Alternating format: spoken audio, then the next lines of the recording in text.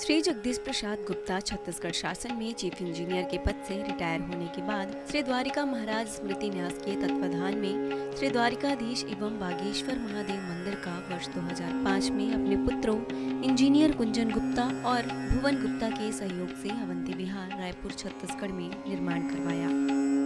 श्रीमद् भागवत कथा, राम कथा, गीता तत्व, वेदांत आदियों के तात्पर्य को व्यासपीठ से कहने के कारण इन्हें शब्दों द्वारा आचार्य श्री जगदीश भी कहा जाता है। अपना संपूर्ण जीवन परमात्मा की सेवा में दे दिया। आपने परमात्मा भगवान श्री द्वारिकाधीश के दिव्य गुणों और कर्मों को लेकर अभी तक 15 ग्रंथों की रचना की है। इन सभी ग्रंथों को भारतवर्ष के जगत गुरु और महापुरुष संतों के द्वारा आशीर्वाद प्राप्त हुआ है। इनमें से श्वेता स्वरूप उपनिषद, श्री राम कथा अमृत से अनमोल, मुंडक उपनिषद, कथा उपनिषद, सरलतम बोध, इन पुस्तकों पर उनके सारे प्रवचन यूट्यूब पर अपलोड कर दिए गए हैं। किताबों का नाम डालकर लिंक ओपन करके आप उसका आनंद उठा सकते हैं।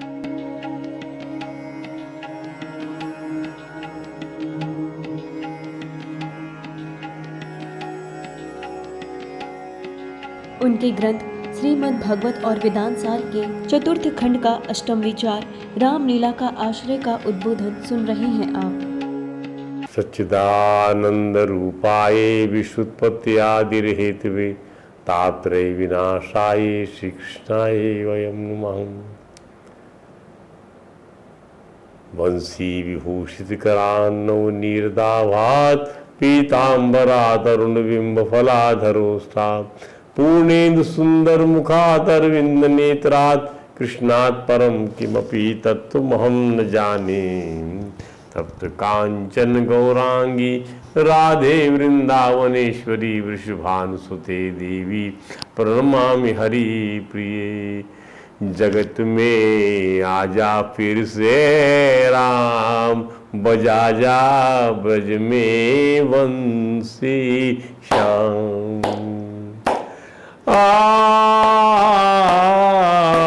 चाहे वृंदावन में आओ, चाहे अवध पुरी मन भाओ, दोनों सुंदर धाम आपके, कहीं करो विश्राम। जगत में आजा फिर से राम, बजा जा ब्रज में वंशी श्याम। दोनों रूप हमें अति प्यारे, दशरथ सुत अरु नंद दुलारे।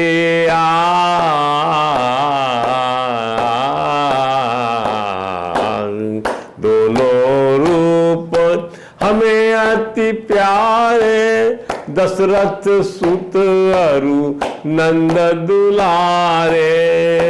राम बनो या श्याम जगत में, आजा फिर से राम, बजा जा ब्रज में वंशी श्याम। वृंदावन बिहारी लाल कीजिए।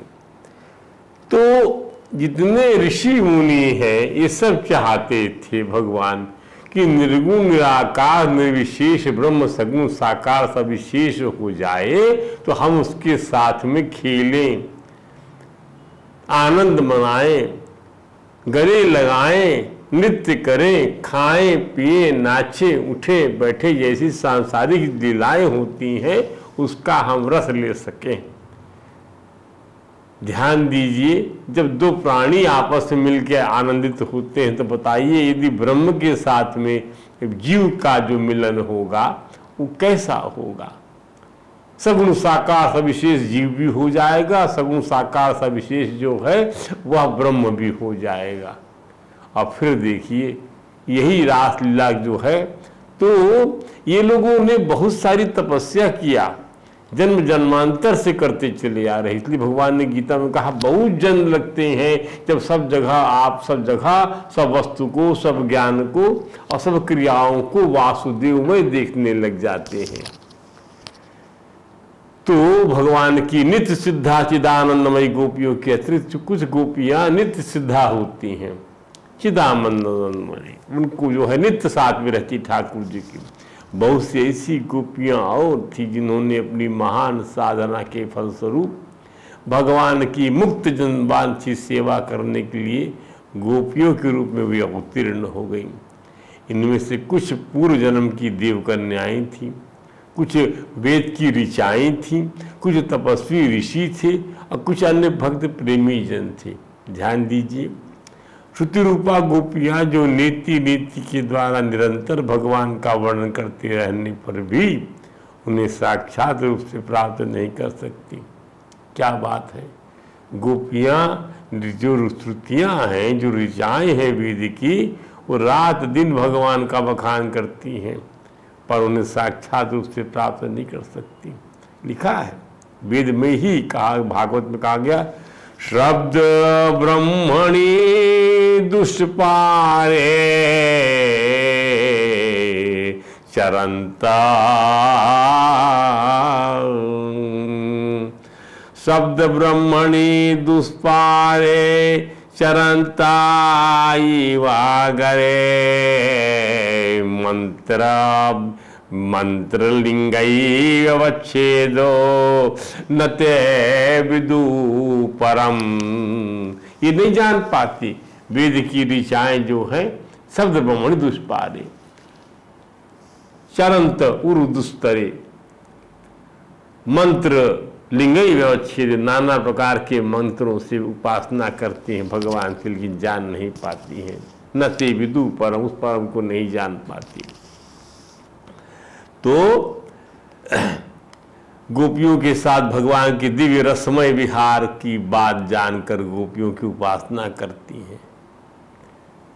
गोपियों के साथ भगवान के दिव्य रसमय विहार की बात जानती कौन? ये श्रुति रूप श्रुतियां, और अंत में स्वयं गोपी रूप में परिणित होकर भगवान श्री कृष्ण को साक्षात अपने प्रीतम रूप से प्राप्त करती हैं। इनमें मुख्य श्रुतियों के नाम है उद्गीता, सुगीता, कुलकल गीता, कलकंठिका और विपंची आदि। ध्यान दीजिए, भगवान श्री राम के अवतार काल में उन्हें देखकर मुग्ध हो गई जो मिथिला की जो नारियां थीं, अपने आप को उनके स्वरूप सौंदर्य पर निछावर कर देने वाले सिद्ध ऋषिगण, जिनकी प्रार्थना से प्रसन्न होकर भगवान ने उन्हें गोपी होकर प्राप्त करने का वर दिया। जाओ मेरे सौंदर्य पे रीझे हो तो गोपी बन के तुम मुझे प्राप्त करोगे। ब्रज में गोपी रूप से अवतीर्ण हुए थे ये सब ऋषिगण, ये सब जितने भी थे, जितनी जो है तीर्था की वनिताएं थी, भगवान के ब्याह में जो उनके रूप को देखकर जो है पराभूत हो चुकी थी, अभिभूत हो चुकी थी। इसके अतिरिक्त मिथिला की गोपियाँ, कोसरा की गोपियाँ, अयोध्या की गोपियाँ, पुलिंद की गोपियाँ, रमा, वैकुंठ, श्वेत दीप आदि की गोपियाँ और जालंधरी गोपियाँ आदि गोपियों के अनेकों यूथ थी, जिन्हें बड़ी तपस्या करके भगवान से वरदान पाकर गोपी रूप में अवतीर्ण होने का सौभाग्य प्राप्त हुआ था। ये कोई ऑर्डिनरी प्रकरण नहीं है। पद्म पुराण के पाताल खंड में बहुत से ऐसे ऋषियों का वर्णन है जिसमें उन्होंने बड़ी तपस्या करके अनेक कल्पों के बाद गोपी स्वरूप को प्राप्त। अनेक कल्पों के बाद, कल्प का अर्थ क्या होता है? कल्प का अर्थ होता है प्राकृतिक जो प्रलय, जो आपका 3-4 किस्म के प्रलय होते हैं। प्राकृतिक प्रलय, नैमित्तिक प्रलय, नित्य प्रलय और आत्यंतिक प्रलय।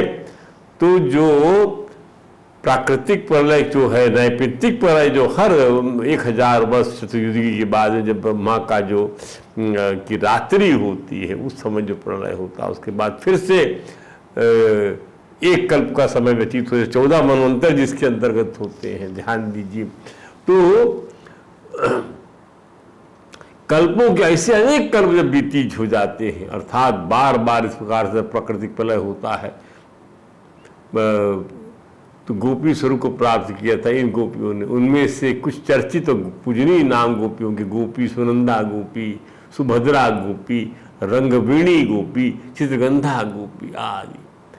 अब हमें समझना चाहिए कि ब्रह्मानंद मिल जाने पर भी यदि श्री कृष्ण का प्रेम नहीं मिलता, फर्क समझिए, ब्रह्मानंद मिल जाने पर भी यदि श्री कृष्ण का प्रेम नहीं मिलता तब ब्रह्मानंद ही अपने को शून्य में देखता है।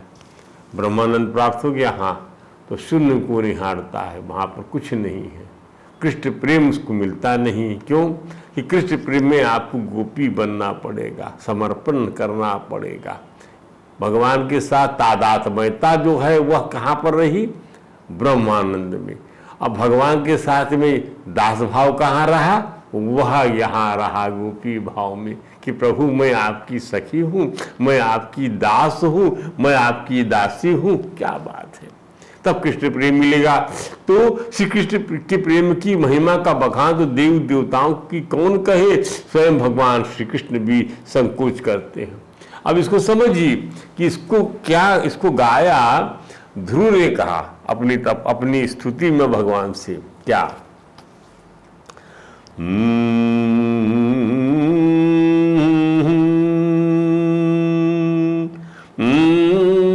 सनत कुमारों ने भी कहा, क्या? क्या कहा सनत कुमारों ने? यद पाद पंकज पलास विलास भक्त्या,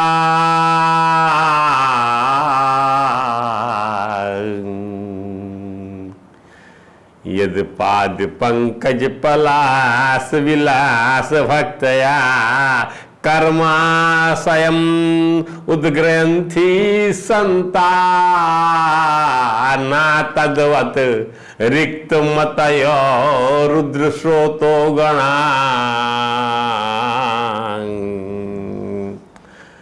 ना तद्वत रिक्त मतयो यतयो अपि श्रोतो गणा, तमर्णम भज वासुदेवम। अर्थात जिस भगवान के चरणों के पंकज पलाश की जो भक्ति से, जो प्रेम से जो रस मिलता है, तद्वत न रिक्त मतियो, वैसा आप जो है ब्रह्म की प्राप्ति के लिए जो आप निरोध करते हैं, बुद्धि मन का जो है निरोध आत्मा में करते हैं, इंद्रियों का प्रत्याहार करते हैं, वैसा नहीं मिलता।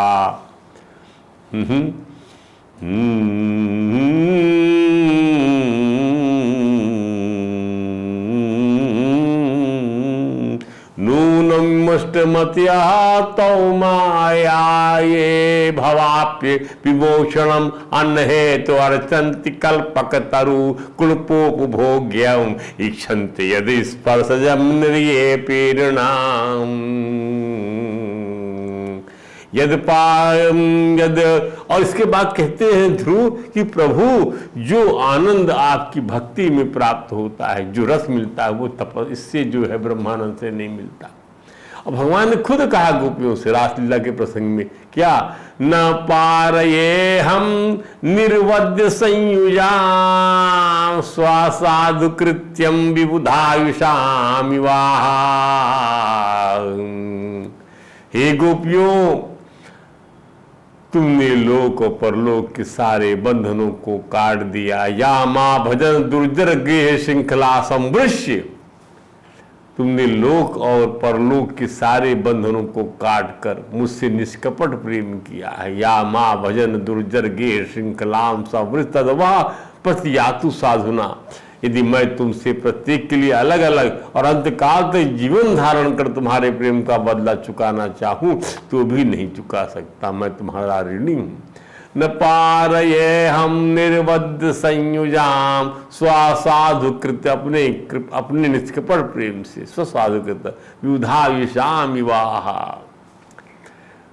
विबुधायुषाम मतलब देवताओं की आयु तक यदि मिल जाती है किसी को, उस समय तक भी जो है कोई यदि सोचे कि मैं तुम्हारा से पार पा सकूं तो नहीं पा सकता। प्रेम का बदला चुकाना चाहूं तो नहीं चुका सकता। आनंद काल तक जीवन धारण करके विबुधाम विषाम हुआ, मैं तुम्हारा ऋणी हूं और ऋणी ही रहूंगा। तू सब साधु स्वभाव की हो, मुझे ऋण रहित मानती हो, परंतु मैं तो यही चाहूंगा कि तू सभी मुझे और भी ऋणी बनाओ, यही उत्तम है। हमारा पुरुषार्थ तभी कृतकृत्य होगा जब हमारे स्वामी हमसे यही कहें कि मैं कृतकृत्य हो गया तुम्हारे प्रेम से, मैं कृतकृत्य हो गया तुम्हारी भक्ति से, मैं कृतकृत्य हुआ तुम्हारे स्मरण से, मैं कृतकृत्य हो गया तुम्हारे लेखन से, मैं कृतकृत्य हो गया तुम्हारे प्रवचन से। पता नहीं किस बात से भगवान खुश हो जाएंगे, कहना बड़ा मुश्किल है। इसके लिए हमें गोपियों का प्रेम दर्शन समझना होगा। पहला तो यह कि कई जन्मों से ये साधना प्राप्त करें, उनकी कृपा से जब यह अवसर उपलब्ध हो तो यही बस नहीं करना है, यही बस मत करो। Don't stop your devotion over here, बल्कि साधना को साध्य बनाकर छोड़ना है कि ये साधना हमें हमारी भक्ति जो है वो भगवान बन जाए। वैसे है भक्ति है भगवान, भक्त भक्ति भक्ति भक्त भगवंत गुरु, ये चारों चीजें एक ही है। भक्ति भक्त भगवान और गुरु, चार नाम बपू, एक शरीर के चार नाम है। आइए हम किंचित गुब्बाराओं के प्रेम दर्शन में झांकने का प्रयत्न करते हैं। यशोदा मैया प्रमुख गोप बाला है, यशोदा जी भी गोप बाला है। संत कहते हैं प्रेमी भक्तों का पुरुषार्थ भगवान नहीं। पुरुषार्थ क्या है हमारा? भगवान नहीं, भगवान की सेवा है। भगवान की सेवा के लिए भगवान का त्याग करना पुरुषार्थ को कृतकृत करने जैसा है। भगवान की सेवा, भगवान का त्याग कर दिए, भगवान की सेवा भी कर रहे और भगवान त्याग कर रहे, तो वो पुरुषार्थ को आपने कृतकृत कर दिया। भाई इस समय हम सेवा कर रहे हैं भगवान की। अब एक बार की बात है, मैया जो है स्तनपान करा रही हैं, किसको? लल्ला को। और मथानी जो है दही मथ रही हैं, लल्ला आ रहे हैं उनके पास में स्तनपान के लिए। तो मथानी पकड़ लाई लल्ला ने, उन्हें मथने से रोक दी। अब देखो यही भाव इसके अंदर है। ताम स्तन्य काम आसाद्य मथनंति जननी हरी। भगवान जो है जो मंथन करती जननी के पास में आते, किस कामना से? माँ का स्तन पान करने की कामना से आते। गृहीत्वा दधि मंथानम निषेधत प्रतीतिम आवहन। माँ को रोक दिया, नहीं नहीं नहीं मैया, माँ को भूख लगी है, मुझे दूध पिलाओ। मैया दधी मथ रही है, वात्सल्य स्नेह की अधिकता से मैया अपनी गोद में चढ़ हुई लल्ला को दूध पिलाने लगी और उन्हें निहारने लगी। इधर दूसरी ओर अंगीठी पर रखे हुए दूध में उफान आ गए हो। अब मैया लालन के मुख से स्तन छुड़ाकर दूध उतार में चली गई। पॉइंट समझिए, इधर लल्ला को दूध में लगाया, लल्ला भूख, लल्ला को उतार दिया, तो दूध पीना छुड़ा दिया और कहाँ चली गई? अंगीठी में रखा हुआ दूध उसमें उफान आ गया। अब बच्चे को भूख लगी है, अब बच्चे को माँ जो है भूखा छोड़ के उस दूध को देखने जा रही है जो चढ़ा है किसमें? चूल्हे में चढ़ा हुआ है और उफान मार रहा है। तो हमारे स्तन काम, दूध पीने की कामना वाले अब सजाद पुपित हो गए, फूट फड़क भी लगे और दही को मटका फोड़ डाली उन्होंने। हमें छोड़ के मैया हम भी भूखे रहा दूध को संभालने चली गई हो, और झूठ मूठ के आंसू अपनी आंखों में भरकर दूसरों के घर में बासी माखन खाने चल, ना चाहिए ना चाहिए, और दूसरे के घर में जा रहे वहां खाएंगे, भूखा लगी हमको। दूध उतार कर जब यशोदा जी पुनः मथने की जगह पर पहुंचती है तो पाती है दही का मटका टुकड़े टुकड़े पड़ा हुआ है, लल्ला फोड़ के चले गो मटका को। उन्हें समझते देर ना लगी कि लल्ला की करतूत आए, प्रेम के रास्ते पर चलोगे, प्रीतम को और जागोगे, प्रीतम की ओर जाओगे तो प्रीतम तुम्हारे संसार को भी तोड़ फोड़ मचाएगा। भगवान की तरफ बढ़ोगे तो भगवान तुम्हारा संसार जो बिखेरेगा। अस्तु प्रेमियों को प्रीतम की लीला का रसास्वादन लेना आना चाहिए। लालन किस प्रकार की तोड़ फोड़ में बड़ा आनंद आता है, संसार की तोड़ फोड़, ये इसको कहते हैं विषाद योग। विषाद योग का ही प्रचार प्रसार है ये। मैंने हजारों लोगों को सुना संसार में जब तक विषाद नहीं आएगा और भगवान से मिला दे या उसने, तो वो विषाद योग बन जाएगा। जैसे अर्जुन को विषाद हुआ, गोस्वामी तुलसीदास जी को विषाद हुआ, इन सबको विषाद हुआ, सुग्रीव को विषाद हुआ कि राम राम राम, इस सत्ता के लिए बाली जी ने हमको मार के भगा दिया। विषाद, हर जगह विषाद हो रहा है। तो संसार की तोड़फोड़, संसार की दृष्टि से देखोगे तो संसार का ही दुख प्राप्त होगा। संसार की तोड़फोड़, अरे नुकसान हमारा हो गया, फलाना हो गया। संसार तो टूट फूट के लिए बना ही हुआ है। शीशा टूट गया है तो वही उलझ जाओ, अरे टूट गया शीशा, बैठे हुए तो आपको क्या मिला? संसारी तो मिला। तो कान्हा का दुख संसार के सुख से श्रेयस्कर है। कान्हा का दुख संसार के सुख, यही गोपियों ने सीखा। किसी के प्रकार से कन्हैया को कोई कष्ट ना हो। योगी तपस्या के द्वारा अपने मन को सूक्ष्म और विशुद्ध बनाकर भी जिनमें प्रवेश नहीं कर पाते, पाने की बात तो दूर रही, उन्हीं बाल कृष्ण को यशोदा जी मटकी फोड़ने का दंड देने के लिए पकड़ने दौड़ती हैं कि मटकी फोड़ी तुमने, हम तुम्हें पकड़ में चलती हैं। बाल कृष्ण पकड़ में ना आते, लुका छिपी होती मैया और लालन में, आमने सामने घुड़की धमकी चमकी होती है। पर बाल कृष्ण की मैया दोनों ही वास्तव इस प्रेम में डूबते उतराते रहते हैं। आखिर में मैया के सामने लल्ला डर के मारे अपने आंखन की पुतली उलट देते और मैया डर जाती है, लाला को छाती से लगा लेती, परंतु सोचती है कि रस्सी से बांध देवे, लाल शरारत करना बंद कर देगा और सबक भी सीख जाएगा। ये सभी कुछ होता है ऐश्वर्य ज्ञान के अभाव में। मैया को ज्ञान ना है कि लल्ला के पास क्या पावर है, क्या विभूति है। माँ यह समझ ले कि यह त्रिलोकी नाथ है, उसका स्वामी है, तो माँ स्वयं डर जाएगी। अतः बाल कृष्ण की वात्सल्य लीला का वह पहलू उजागर करती है जिसमें प्रीतम डरता है अपने प्रेमी से।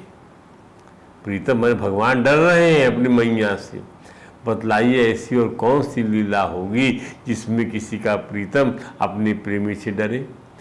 प्रेमी को चाहिए कि प्रीतम में बाल भाव का आरोपण कर अपने पुरुषार्थ को धन्य करे, परंतु संत लोग कहते हैं भगवान के ऐश्वर्य का ज्ञान दो प्रकार से होता है। भगवान की शक्ति का अभाव, भूल जानना दो प्रकार से संभव है। एक तो आप साधारण प्राकृत जीवों को और दूसरा भगवान के नित्य सिद्ध प्रेमी परिकर को। यहाँ प्राकृत अज्ञान मोह रजोगुण तमोगुण की तो बात ही क्या, प्राकृत तत्व की भी गति नहीं है। इसलिए संत लोगों का कथन है इस प्रकार का ज्ञान भगवान की लीला की सिद्धि के लिए श्रीमन नारायण की लीला शक्ति का एक चमत्कार विशेष है। उनकी लीला की सिद्धि के लिए ऐसा जो है चमत्कार विशेष है। ठाकुर जी की बाल लीला का मनोहारी वर्णन करती है भागवत जी। इन लीलाओं से हमें बाल कृष्ण के ऐश्वर्य को विस्मृत कर देने का संकेत मिलता है। ठाकुर जी चाहते कि प्रभु प्रेमी उनकी ठकुराई को विस्मृत कर दे, भूल जाए कि वो ठाकुर है, भूल जाए कि वो त्रिभुवनपति हैं। और जैसे शिशु और बालक के साथ माता पिता भाई भौजाई सखा सहेली अड़ोसी पड़ोस खेलते हैं, उसी भाव से सब खेले। बादल सूर्य को क्या ढकेगा, आँखों को ही ढक लेता है। सूर्य ओझल हो जाए, सूर्य रहेगा उसकी प्रभा रहेगी, ठाकुर जी रहेंगे तो उनकी ठकुराई रहेगी, परंतु प्रेम के मेघ से उनकी ठकुराई ओझल हो जाएगी। संत लोग कहते हैं कि जीव जब प्रभु की सेवा करते करते अत्यधिक दीन बन जाता है तभी प्रीतम की प्रीता उसे मिलती है। क्या बात है, दीन बन जाए सेवा कर, प्रभु मेरे को, मैं किसी लायक नहीं हूँ, मेरे को कुछ नहीं आता, मुझे कुछ नहीं आता। भगवान साधन के दम्भी को नहीं, निसाधन के दीन विनम्र को अपनी कथा का पात्र बनाते हैं। हमें यह समझना चाहिए कि सब साधन करते हुए यह माना जाए कुछ भी नहीं किया गया है। इस पुरुषार्थ को ही पांचवा पुरुषार्थ प्रेम कहा जाता है। जो पुरुषार्थ निर्मानी हो गया उसे ही प्रेम कहा जाएगा। पुरुषार्थ में अभिमानी आया कि पतन हुआ, जिसका पतन हुआ वह प्रेम नहीं हो सकता। प्रेम हमेशा बढ़ता ही है।